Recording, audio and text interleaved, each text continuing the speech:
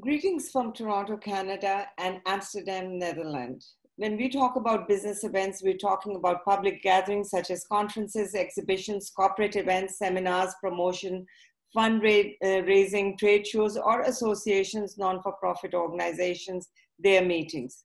Why business events matters? Some quick numbers.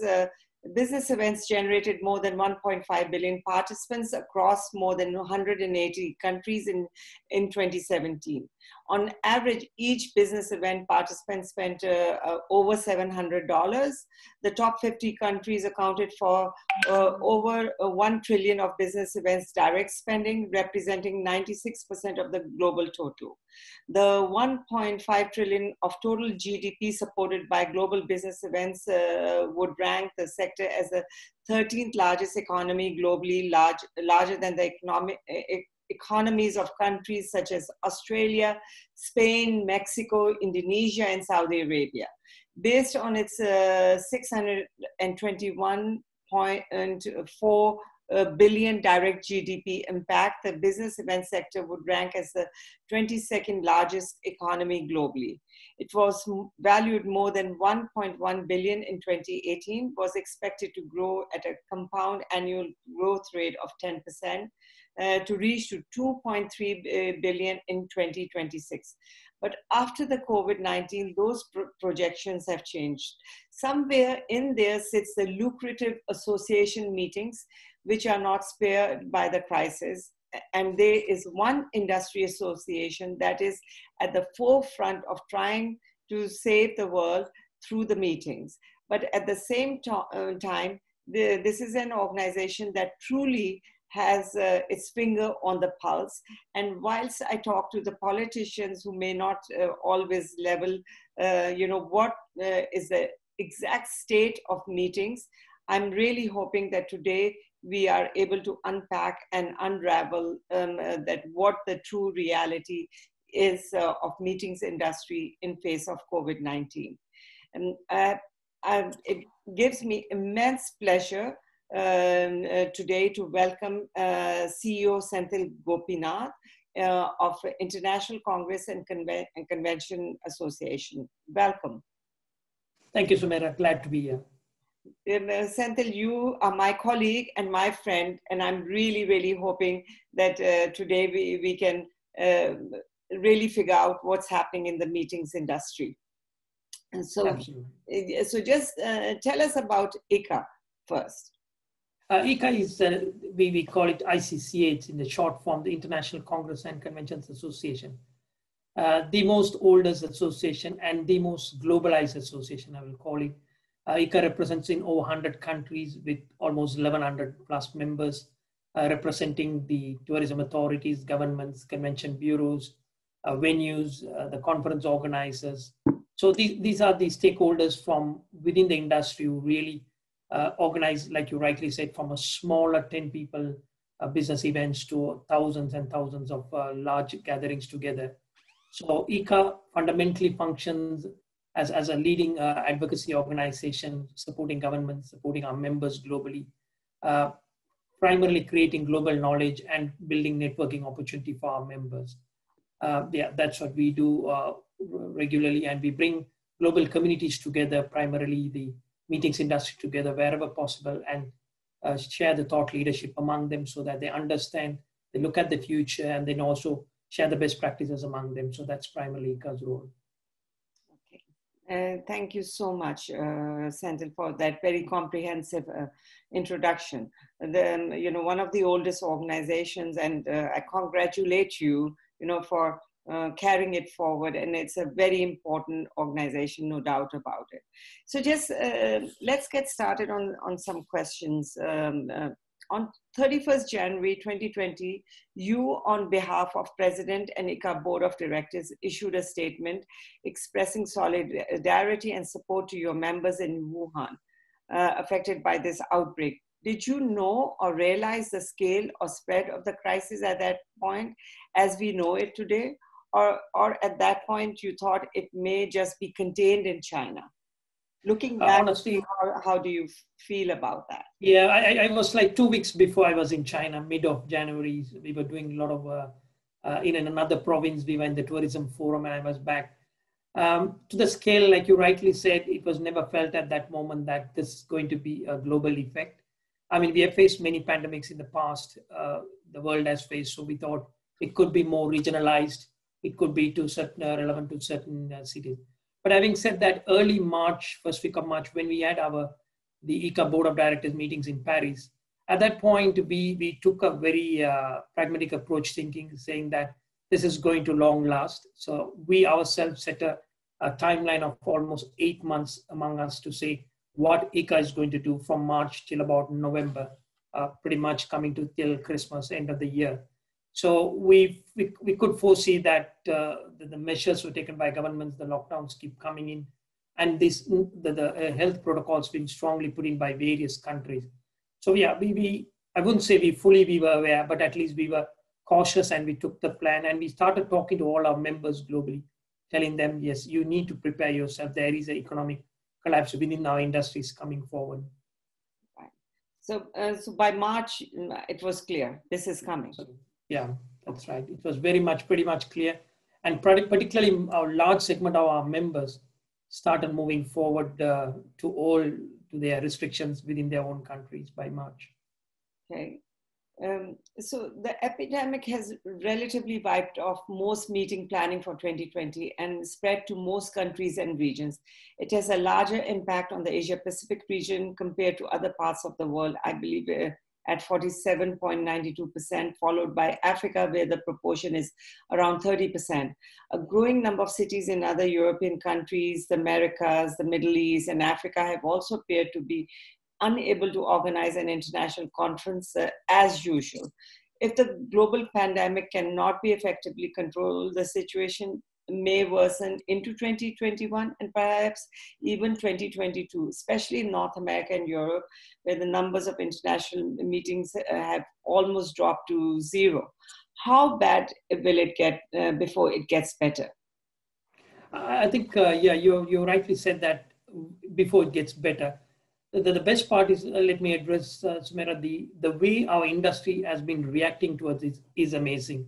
And I need to congratulate our industry because we had all these way of using technological platform, the virtual format many years ago among us.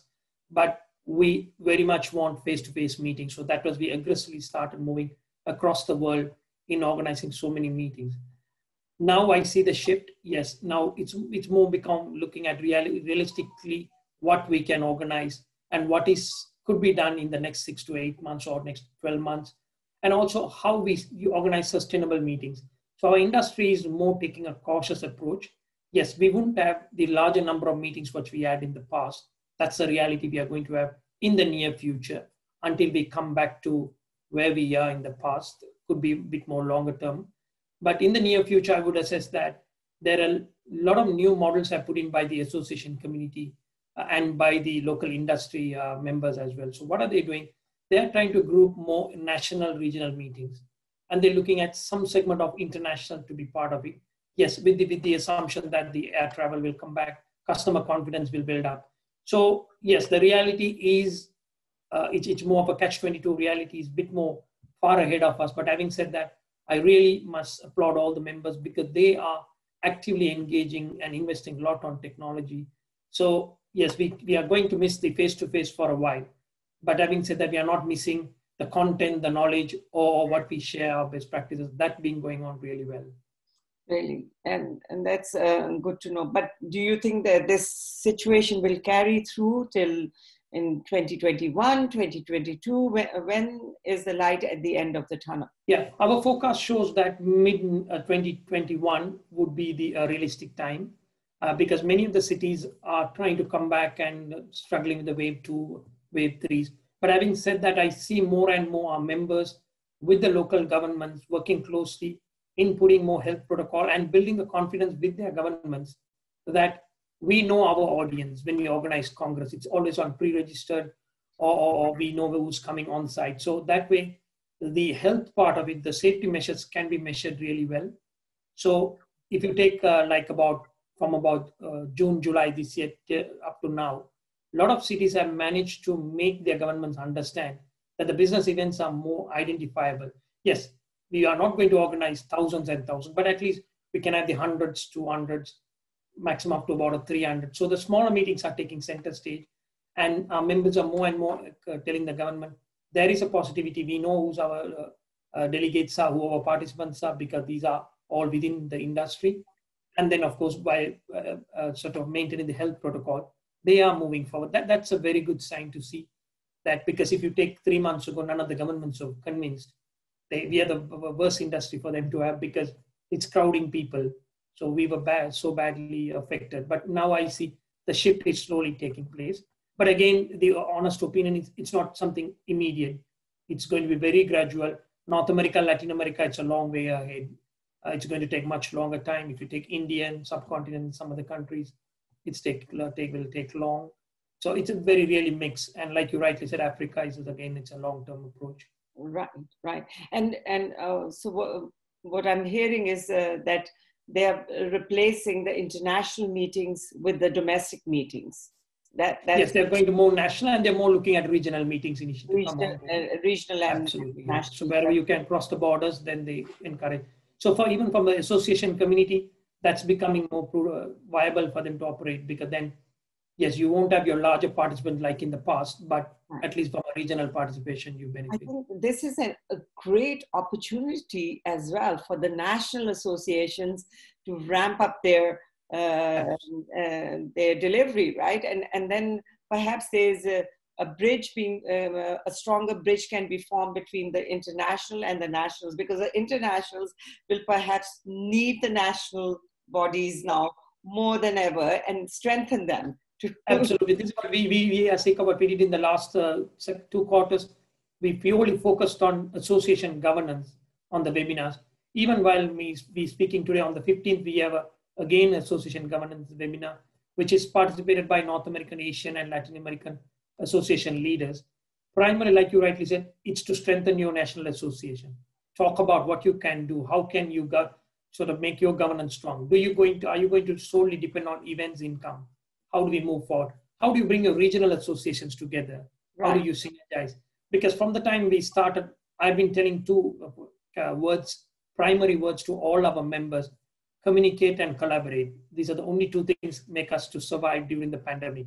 You need to communicate with your peers around and collaborate with them. That's the only way we are going to share each other's strengths and survive. Absolutely. Convention centers around the world are normally considered a jewel in the crown of a city's infrastructure and are key economic activity hub, are now finding themselves in the epicenter of the virus. These mammoth infrastructures are being repurposed as hospitals, layover places. What's their future, Senthil? Because are governments going to move in to try to save them? Are they going to close down? Is there even a place for convention centers with a lot of meetings going online? Yeah, very interesting questions. What majority of the convention centers which are owned by the governments are being funded and utilized, or even the future they'll be more at their spaces and they will have the infrastructure running. Yes, they won't have a full capacity running for sure. But having said that, they would survive. But I also see more and more centers remodeling themselves from a per square meter of convention space or exhibition space to a space of, if I have a bigger, larger hall, how do I really look at segmentizing into smaller meetings? If you really take 10 years or 15 years back, it was the business of the convention center. But when they became massive, all those business moved into the hotels, the smaller meetings. Now it's taking another shift coming back here. So with the social distancing, with the health protocol maintaining, they are changing their business models very well. There are some of the convention centers have heavily invested on hybrid technology. So what they're doing, majority of our members, I keep saying one of our events will be launching from Singapore on 23rd of September from a convention center. It's a virtual event coming in. So they have all in-house technology being invested. So these are the primarily government-owned ones. There is the other segment, private sector-owned or foundation-based convention center. Yes, they are facing a big challenge because they solely depend on events income. So when they are not happening, they are into a struggle. But having said that, I wouldn't say that they are going out of business, they all are looking at when next, when the opening coming in. So they're also tagging along with the local association to look at, let's boost the local meetings coming forward so that the sentiments, positive sentiments will come into the market. Then your international traveler will start coming in. So they are actively engaging with the local convention bureaus as well. Because this is prime real estate, right? Exactly. In most of the cities, and in cities were judged and measured on the capacity of their convention centers. So it's, I think, really essential to see, like the airports, like any of these big infrastructure, what impact they carry in, because it has an impact on the GDP and the economy of that city or country. In the context of COVID-19, mass gatherings are events that could amplify the transmission of the virus and potentially disrupt the host country's response capacity. So, social distancing, 6 feet apart, sanitizers, masks. Is this the new normal and face of meetings, Senthil? I think in the near future, yes, definitely it is. It is going to stay with us at least next 18 to 24 months. Let's be honest, we cannot get away with that.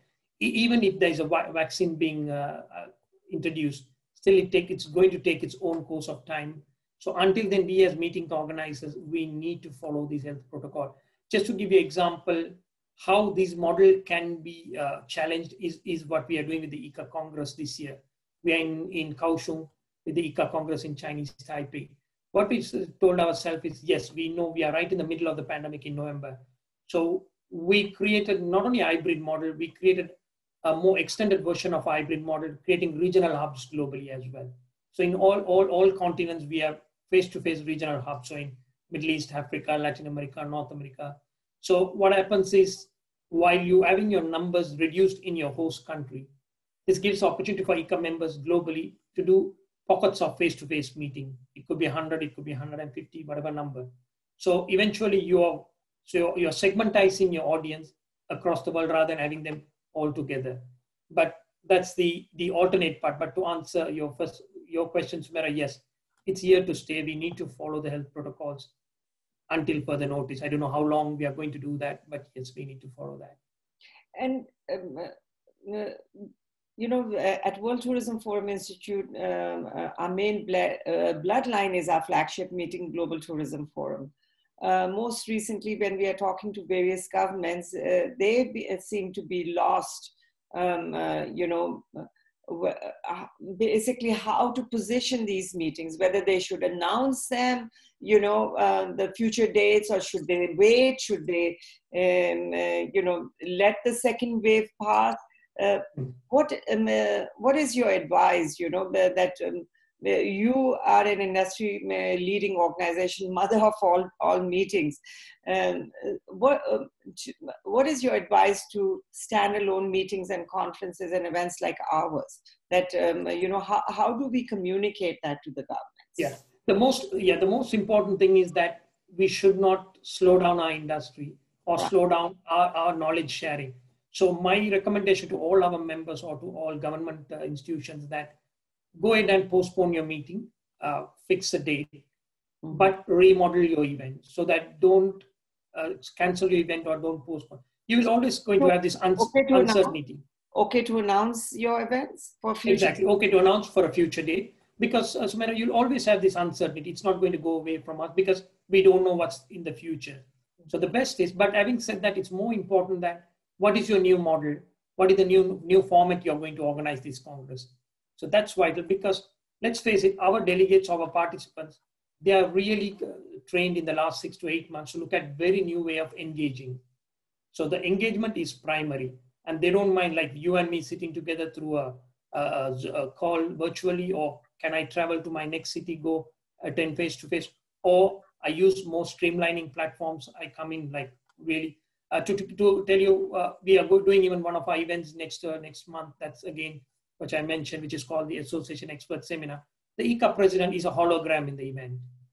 So he's going to be a hologram in Singapore, So my recommendation is do not, the value chain or the ecosystem of meetings has to run. So we should not break that. We should postpone, but look at the new format. I do see that this advice to our members in the last 6 months has been working really well. And all of them have seen now, particularly the government institutions, that this is the only way you can keep your economy moving as well from business events perspective. Okay, if you're going to cancel everything, you're going to cancel and wait, and that's going to badly affect the economy. So we are doing a lot of campaign jointly with other associations as well to keep the positivity going. So that's my advice. And what do you think of, some of these events, like you said, holograms and online meetings and trade shows and all of that. What's the longevity? What's the shelf life of these? Are these here now to stay, or the future of meetings is more like a blended solution, or what's critical? The eye contact, the body language, the handshake. In the near future, let's say with the short term, I would say it's virtual and hybrid meetings. In the next to the short term, we go to a longer near future. It will be more coming in slowly into face-to-face. But I must say the time frame of these virtual meetings are not very long. In my calculation, I will be looking at 18 to 24 months, because we have so much integrated ourselves in the last 2 decades to face-to-face meeting. So we as ICA, we constantly promote face-to-face meeting, because our industry needs to survive. And like you rightly said, all this infrastructure around us are geared to cater to face-to-face. So yes, so that's I would call it maximum of a fully face-to-face is a 24 months period. And after that, we will be face-to-face. And Senthil, not a lot of associations, are geared towards technology right now. This is some of these associations that we serve, your organization has as members, they are aging, and and they don't have a grip on technology. So what is your organization doing? Do you have any members who are driving technology, AI, and all of this, and how is your organization facilitating the dialogue around technology, around the whole suite of technology? Right. That excellent question, Sumaira. One of the main reasons why we took this kind of a format of the ICA Congress and is primarily to support our association members, so that, yes, we want to support our members as well as from the industry, but we want the association members to say what technology available, how you can integrate with through different platforms, how do you streamline yourself, who are the ICA members who can support, or even non-members within the industry who can support. So just to give you an example, we are doing a behind the scene of this whole exercise. We are building a case study through this Congress, which will be knowledge sharing among the association segment. So when we come in the month of November, we are going to share the entire behind the scene documentary with the whole community, so that they see from where we started almost 4 months back and how did we move forward with the event. And then, yes, we are doing, in addition to that, constantly sessions along with our technology providers. When we even bought many technology providers and experimented in the ICA events, so that the associations which engage with ICA sees that in real time. So even when we did our events in March, in April, in May, we used very new technologies, and our associate company was very, very appreciative, and very interesting to see that they are now started using those. It's not only the association, even our members of ICA started, because none of them were geared to use this because it was face-to-face meetings. So yeah, that's what we are constantly doing. We are building that best practices as we move on. That's good, good to hear. So shifting towards remote work, with government restrictions in place and the shutdown of non-essential services, many companies and businesses have shifted towards remote working to ensure that the coronavirus doesn't spread within their organizations and continue operations as usual. This could mean many will either leave the industry or will need new skill developments to keep them in. How is your organization that has traditionally focused on career development repurposing its support to the industry in these areas? I mean, it's definitely, it's 100% true. Like you rightly said, I wouldn't call it skill. It should be accelerated skill, because our skill sets has to be completely changed now. Right. So just to give an example, each of our the meetings industry professional, what they have traditionally used to for so many years, now they face the challenges with how do I remotely operate my events. Even many of the events, we use 5 or 6 studios worldwide. How do we remotely combine, bring all this in a coordinated effort so that I can deliver what my client wants. So all these technicalities plus upgrading your own self is a very challenging task. So what we did was we embarked on one of the projects in Europe as a pilot project with the European Cities Marketing ECM. We put on a mentors program. So ICA joined hands with the ECM. We started embarking on a mentors program, which is starting this week.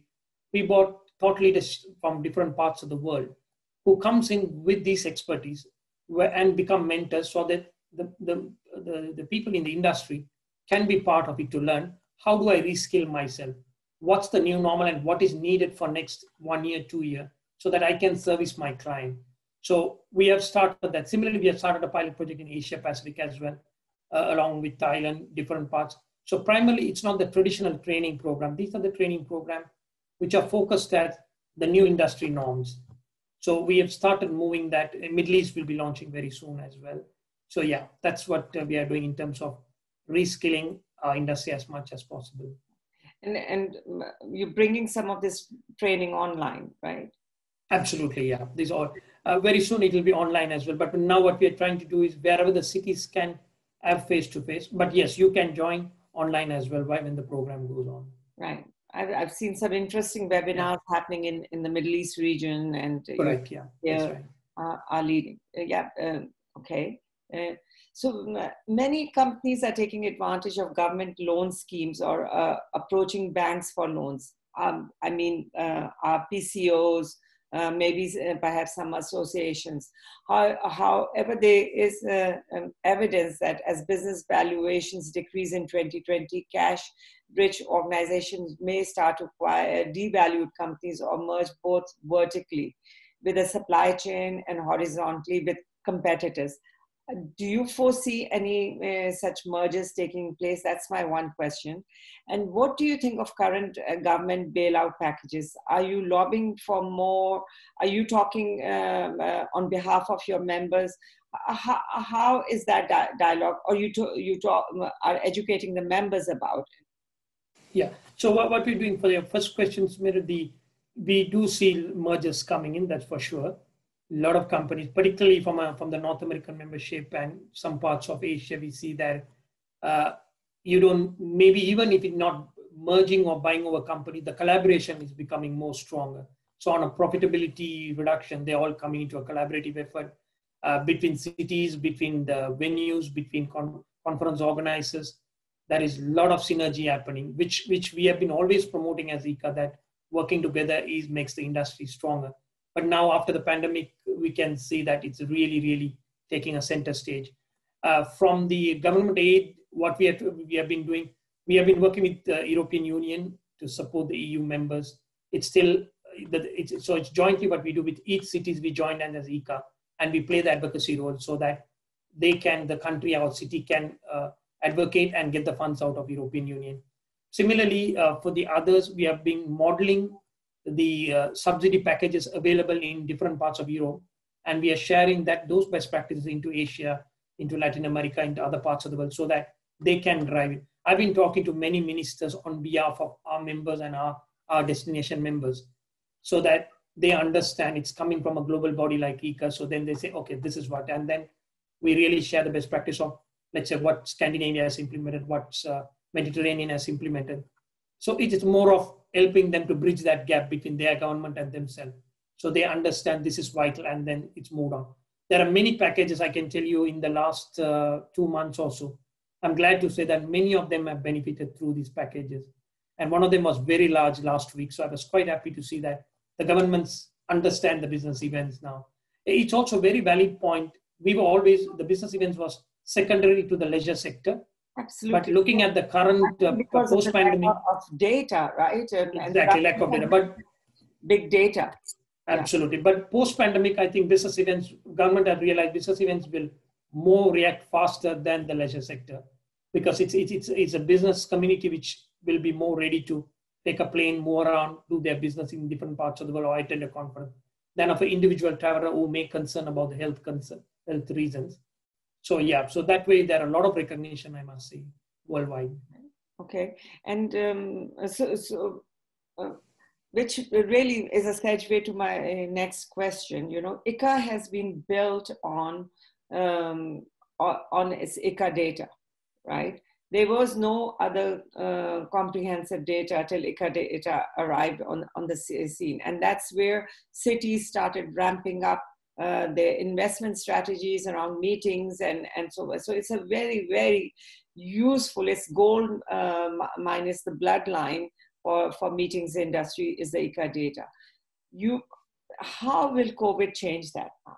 Because the rankings which you did before till 2018 or 19 will not apply in 2020 now, because it may completely change and shift, how number one, the data is presented, perceived, received, everything around it. Yeah, absolutely. So what we're trying to do is we are still analyzing how do we model the data for this year, 2020. But having said that, there's another aspect to the data. We see more and more aggressively members in the last 3 months or so, more deep diving into the ICA data to see what's the future meetings are, what are the meetings got postponed, what's the movement of these meetings when they cancel from one region, where are they moving to? Are they ready to do in the same scale?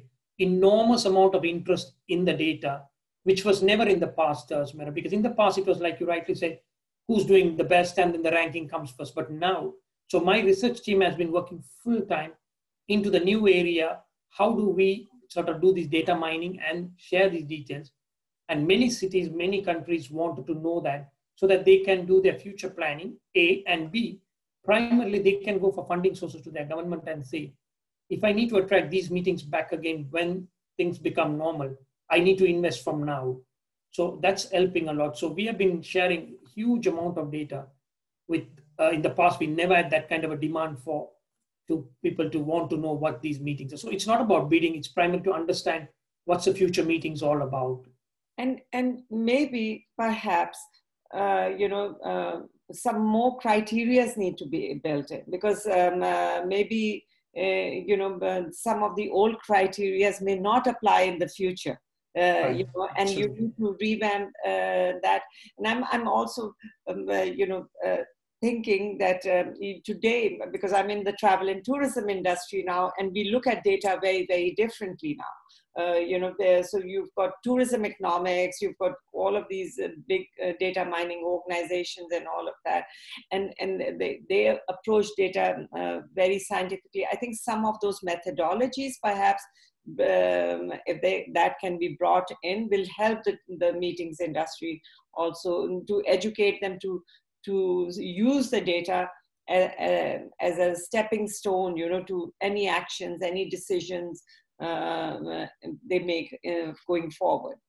Yeah, no, absolutely, you're right. So what we have done is the last 3 months, we have completely changed the data evaluation internally. We are primarily using the scientific methodology very much. In fact, one of our sessions in September, October pre-Congress session is primarily focused on this. We want to educate our members to see you need to take a scientific approach on your data rather than saying number of meetings and number of delegates. Those days are gone. So we need to move forward in a different direction. Yeah. So meetings economics, something, Absolutely, yeah. Around meetings economics. Okay. So during these difficult times, partnerships can be critical. You mentioned that earlier. What kind of industry verticals you are trying to reach and tap into, and how critical are these alliances going forward? Yeah, one of the key areas is for the associations. Sumaira, they are so badly affected because they have been very small, medium, some are large, of course. They have been operating on a recurring basis. So now with the pandemic, they have been extraordinarily affected. So what the association community is seriously looking at is partnerships when you implement your events, when you look at the future forecast of organizing bigger events or launching new events. They are really looking at partnerships. That's from an association segment side. So I keep on educating our members that the times are not now where you can bid for a conference and you win the event and you organize. No, it's all about partnership. So you need to approach the association with a partnership mentality so that they would like to tie up with you. They would want that support from the city or the country, and even from a meetings organizer, they'll want to see. Now, from a vertical part of it, from an organizational partnership, I see that the bureaus and the venues are more and more working, aligning themselves in the country. Because, you've been in the industry. It's been always relatively some sort of a competition between the bureaus and the venues. But now it's not only within the country, in the region or even internationally, they are looking at. By bureaus, just for our viewers, because we have yeah, absolutely. It's the convention bureau we are talking about. So do they still have a role to play? No, absolutely. I would say they have now a more stronger role to play, but they look at it from a partnership angle, So they are not only, they used to be a destination marketing all these years, but now even they need to look at in terms of organizing the event, in terms of how do the venue being part of that equation. So they need to have a larger role to play rather than. So I've been talking to many bureaus globally, which are owned by governments, the convention bureaus. They still retain their staff. They're still moving forward with what they have been doing. But why? Because they have realized their workload has tripled now than what it used to be. It's much more because they need to look at a holistic approach in their own country, plus from the region as well. So you're not only doing a destination marketing anymore. So yeah, so that we see. So the partnerships happening at that level. Now the third level of partnership among larger companies who have been organizing events, who are doing venues. We have many alliances within our industry, but I see there is new alliances coming up now. So there are some alliances which are very powerful and we've been in existence for a long time. But now more and more new alliances are coming up. Some are still unofficial because it's again that it's all borders are closed, so you can't really implement and move forward. But definitely in the future, these alliances are going to become bigger and bigger. Right.